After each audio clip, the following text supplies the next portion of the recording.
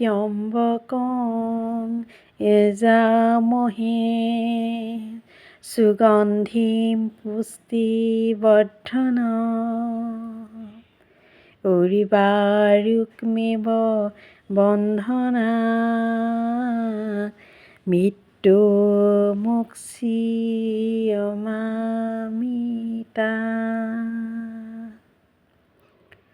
সকলোকে মোৰ ইউটিউব চেনেললৈ স্বাগতম জনালোঁ। মহামৃত্যুঞ্জয় মন্ত্ৰৰে ভিডিঅ'টো আৰম্ভ কৰিলোঁ আৰু এয়া মহামৃত্যুঞ্জয় মন্দিৰ। মই আচলতে আগত ভিডিঅ' দিছোঁ আৰু শ্বৰ্টছটো বহুত দিয়া আছে আৰু মই দুবাৰমান লাইভো কৰিছোঁ আচলতে মৃত্যুঞ্জয় মন্দিৰৰ পৰা।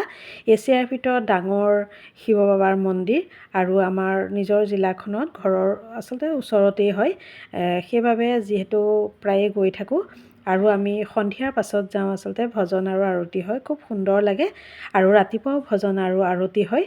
গতিকে সেই ভজন আৰু আৰতি আমি পোৱাকৈ যাওঁ, খুব মনটো ভাল লাগে আচলতে। এয়া মন্দিৰৰ আচলতে ভিতৰ ভাগ। ভিতৰ নহয় আচলতে, এয়া ভিতৰেই, কিন্তু ইয়াত ভকতসকলক খুওৱা হয়।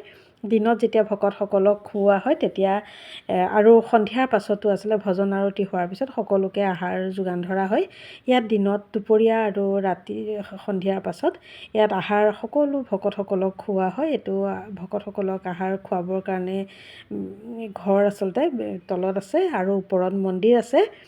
এয়া আচলতে খুব ধুনীয়া, বহুত ডাঙৰ আৰু এয়া মন্দিৰৰ বাহিৰভাগ খুব সুন্দৰ। আচলতে মনটো খুব ভাল লাগে, পজিটিভ, আমি বহুত এনাৰ্জি পাওঁ, আচলতে পজিটিভ এনাৰ্জি পাওঁ, খুব মনটো শান্তি পাওঁ। আৰু যেতিয়া নিজে মন্দিৰলৈ যাওঁ আচলতে নিজে সেই পৰিৱেশটো দেখাৰ পিছত সকলোকে অকণ দেখাবৰ মন যায়। আৰু যিহেতু শাওণ মাহ শিৱ বাবাৰ মাহ, আচলতে সকলোকে শিৱ বাবাই কৃপা কৰক, মংগল কৰক, সকলোকে শিৱ বাবাই সুখ সমৃদ্ধি শান্তি সকলোকে প্ৰদান কৰক।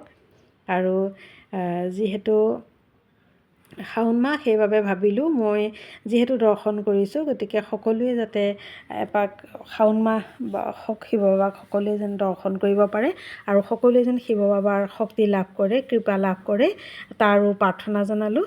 আৰু অকণমান ভাবিলোঁ যে অকণমান দেখাওঁ সকলোকে, আৰু যিসকল অহা নাই আচলতে আহিবও পাৰে চাবৰ কাৰণে। খুব সুন্দৰ।